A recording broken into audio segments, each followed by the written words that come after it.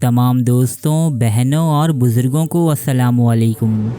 یہ تو ہم سبھی جانتے ہیں کہ اسرائیل اور دنیا کے مختلف گوشوں میں آباد عبرانی قوم کو بنی اسرائیل اس لیے کہا جاتا ہے کہ یہ اللہ کے ایک پیغمبر حضرت یعقوب علیہ السلام کی اولاد ہیں۔ حضرت یعقوب علیہ السلام جو حضرت یوسف علیہ السلام کے والد کے طور پر زیادہ مشہور ہیں۔ اسرائیل آپ کا لقب تھا جس کا مطلب ہے خدا کا بندہ۔ یہی وجہ ہے دوستو کہ قرآن مجید اور دیگر آسمانی کتابوں میں اس قوم کو قوم بنی اسرائیل کے نام سے پکارا گیا ہے۔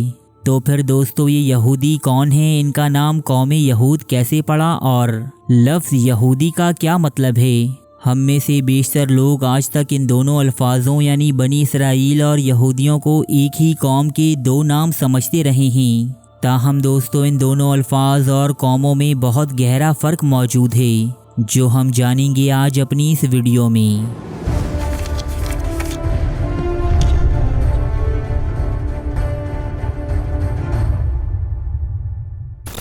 دوستو اس تمام داستان کی شروعات ہوتی ہے آج سے 4000 سال پہلے کہ جب عراق کے بادشاہ نمرود کے ستائے ہوئے حضرت ابراہیم علیہ السلام نے مشرق وسطیٰ کے علاقے کنعان کی جانب ہجرت فرمائی جو دور حاضر میں فلسطین و اسرائیل کہلاتا ہے۔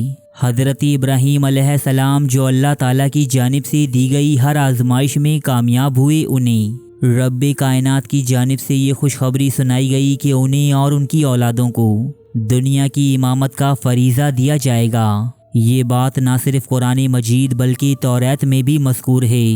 یہی وجہ ہے دوستو کہ اہل یہود چاہے وہ دنیا کے کسی بھی حصے میں آباد ہوں، یہ اپنی قلیل تعداد کے باوجود دنیا پر حکمرانی کے دعوے دار ہیں، چونکہ وہ حضرت ابراہیم علیہ السلام کے بیٹے حضرت اسحاق علیہ السلام کی اولاد میں سے ہیں۔ اس لیے دنیا کی امامت کا دعویٰ ان کے مذہبی اعتقادات کا حصہ ہے۔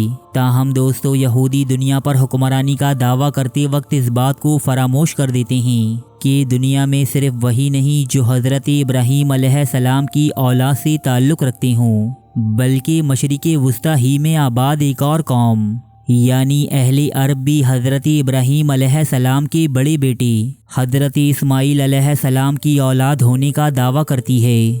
قوم یہود حضرت اسماعیل علیہ السلام کو حضرت ابراہیم علیہ السلام کا بیٹا تو تسلیم کرتی ہے، تاہم وہ آپ کی اولادوں کو آل ابراہیم ماننے سے انکاری ہے۔ قوم یہود کے مطابق وہی ہیں جو حضرت ابراہیم علیہ السلام کے سچے جانشین ہیں اور انہی کے لیے دنیا کی امامت کا وعدہ کیا گیا ہے۔ رب ذوالجلال کی نازل کردہ آخری کتاب یعنی قرآن مجید میں کئی مقامات پر قوم بنی اسرائیل کی عہد شکنی، انبیاء علیہم السلام کو جھٹلانے، انہیں اذیتیں دینے اور رب العزت کی نعمتوں کا انکار کرنے پر سخت لعنت و ملامت کی گئی ہے۔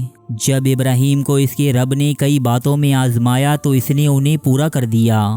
فرمایا بے شک میں تمہیں سب لوگوں کا پیشوا بنا دوں گا۔ کہا اور میری اولاد میں سے بھی؟ فرمایا میرا عہد ظالموں کو نہیں پہنچے گا۔ سورہ بقرہ آیت 124۔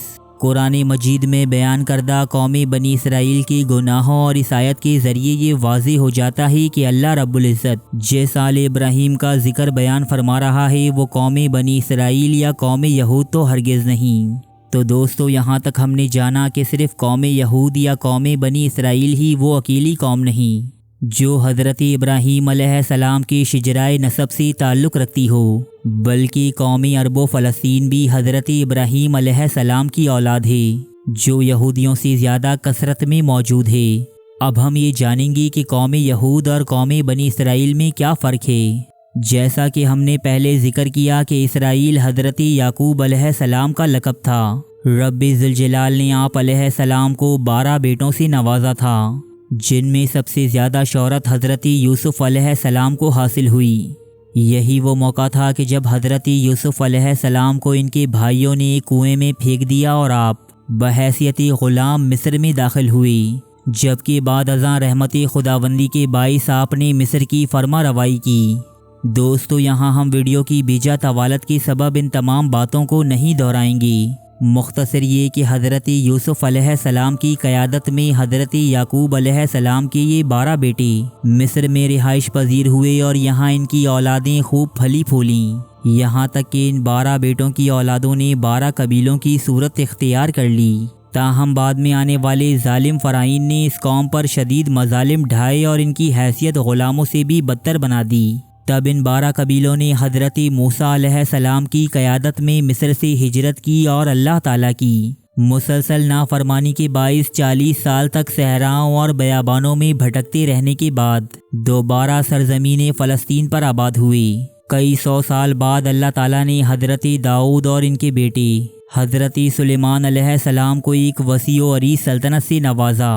دوستو، یہ وہ دور تھا کہ جب بنی اسرائیل کے 12 قبیلے اکٹھے رہتے تھے، جبکہ یہ پوری کی پوری قوم بنی اسرائیل کہلاتی تھی۔ حضرت داؤد اور حضرت سلیمان علیہ السلام کا تعلق حضرت یعقوب علیہ السلام کے بیٹے یہودا کے قبیلے سے تھا۔ یوں یہ قبیلہ آل یہود یا یہودا کہلاتا تھا۔ تاہم حضرت سلیمان علیہ السلام کے بیٹے رہوبام جو ایک نااہل بادشاہ ثابت ہوئے، یہ ان 12 قبیلوں کو متحد نہ رکھ سکی۔ نتیجتاً 10 قبیلوں نے حکمران قبیلے یعنی آل یہود سے بغاوت کی اور ریاست کے شمال میں ایک الگ ملک یعنی اسرائیل کی بنیاد رکھی، جبکہ جنوبی ریاست جوڈھا یا یہودا کہلائی، جو آل یہود نامی قبیلے کے زیر تسلط تھی۔ بنیامین نامی اسرائیلی قبیلہ بھی اسی میں ضم ہو گیا۔ کچھ عرصے کے بعد شمالی حملہ آوروں نے ملک اسرائیل پر حملہ کیا اور اسے صفائے ہستی سے مٹا دیا۔ قوم بنی اسرائیل کے 10 قبیلے اپنی جان بچا کر دنیا کے مختلف گوشوں میں روپوش ہو گئے، جن کے بارے میں آج تک کوئی سراغ نہ مل سکا کہ یہ کہاں گئے اور آج کہاں آباد ہیں۔ دوستو، آج دنیا میں جتنے بھی عبرانی موجود ہیں یہ سب کے سب آل یہود ہیں، جبکہ قوم بنی اسرائیل کے 10 قبیلے آج تک گم شدہ ہیں۔ ہندوستان، پاکستان اور ایران و عراق میں موجود بہت سی اقوام قوم بنی اسرائیل کے گمشدہ قبائل ہونے کا دعویٰ تو کرتی ہیں، لیکن ان دعووں کے پیچھے کوئی مستند شواہد موجود نہیں۔ دوستو، اہل یہود سے متعلق ایک نظریہ یہ بھی پایا جاتا ہے کہ حضرت موسیٰ علیہ السلام کی بعثت سے پہلے تک یہود نام کا کوئی بھی لفظ وجود نہ رکھتا تھا۔ جب حضرت موسیٰ علیہ السلام کوہ طور پر تشریف لے گئے اور آپ کے پیچھے سے آپ کی قوم نے ایک بچڑے کی عبادت شروع کر دی، تو حضرت موسیٰ علیہ السلام کی سرزنش پر توبہ طائب ہونے والے لوگوں کو یہود کہا گیا، کیونکہ اس لفظ کا مطلب ہے توبہ کرنے والے لوگ۔ تاہم دوستو، یہود و نصارہ اور مسلمانوں کے نزدیک پہلا نظریہ یعنی یہودی حضرت یعقوب علیہ السلام کے بیٹے یہودا کی اولاد ہیں زیادہ مستند تسلیم کیا جاتا ہے۔